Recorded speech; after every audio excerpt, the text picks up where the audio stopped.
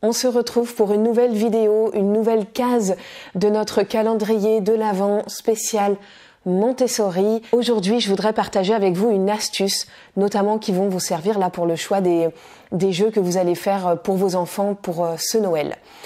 Quand vous choisissez un jouet, un jeu, une activité pour votre enfant, pensez toujours à vous diriger vers du matériel réaliste. En tout cas, aussi réaliste que possible.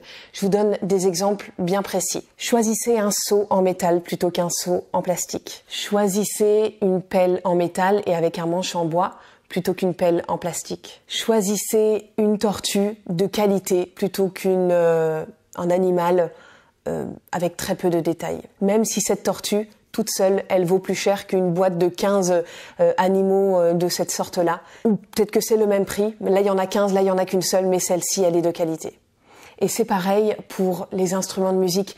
Choisissez des vrais instruments de musique, en taille réduite, certes, mais des vrais instruments de musique qui font un vrai son de musique plutôt que des faux instruments qui font des bruits stridents qui n'ont rien à voir avec de la musique d'ailleurs. Alors pourquoi je vous dis ça ? Eh bien pour 4 raisons. La première raison, c'est que nos enfants ne veulent pas faire semblant.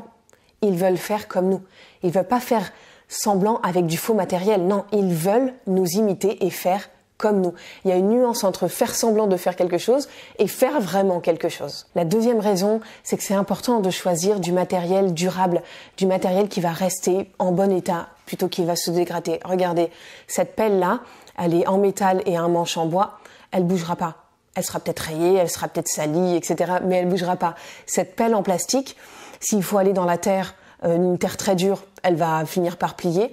Là, elle est déjà très abîmée. Le plastique va forcément se détériorer plus vite que ça. Alors, prenez du matériel qui ressemble à du vrai matériel en format réduit, parce qu'une pelle pour enfant est plus petite, une pelle pour adulte sera forcément plus grande, mais au moins, elle bouge pas en termes de qualité et elle reste dans son état. La troisième raison, si je reprends nos figurines, c'est que sur une figurine comme ça va être beaucoup plus intéressant en termes d'observation parce que la tortue, elle est juste très bien faite. Elle est précise, elle est réaliste. Il y a des détails vraiment intéressants. Notre enfant va pouvoir observer chaque détail avec beaucoup d'attention. Et donc ça va être beaucoup plus enrichissant pour lui qu'une souris qui finalement n'a pas beaucoup de détails, il n'y a pas grand chose à observer, il va vite en avoir fait le tour. Et c'est limité en termes d'information et de connaissances.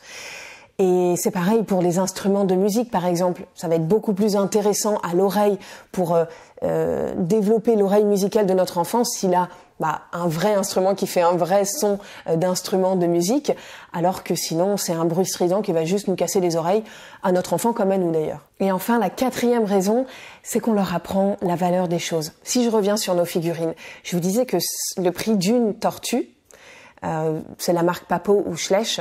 Vous pouvez vraiment vous diriger vers ce genre de figurine très réaliste. Le prix d'une figurine comme ça, c'est le prix de 15 petites souris comme celle-là. D'accord ?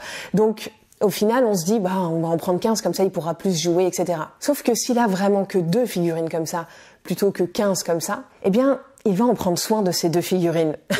D'accord ? Alors que s'il en a qu'un, s'il en perd 1 ou 2 sur le lot de 15, il va peut-être même pas s'en apercevoir. Donc, en limitant le nombre de jouets, on paye le même prix qu'une grosse boîte de 15 ou de 30, mais on lui apprend surtout à notre enfant la valeur des choses et de prendre soin de son matériel. Donc voilà, ça, d'aller vers du matériel de qualité, précis, réaliste et du vrai matériel avec des vraies matières, pas du faire semblant mais du faire comme nous, du vrai matériel, eh bien je pense que ça c'est un critère qui est important. Essayez d'y penser, si ça fait sens en vous aussi évidemment, essayez d'y penser dans le choix des cadeaux que vous allez faire pour vos enfants pour les fêtes de fin d'année. Je vous donne rendez-vous demain pour une nouvelle case à ouvrir de notre calendrier de l'Avent spécial Montessori.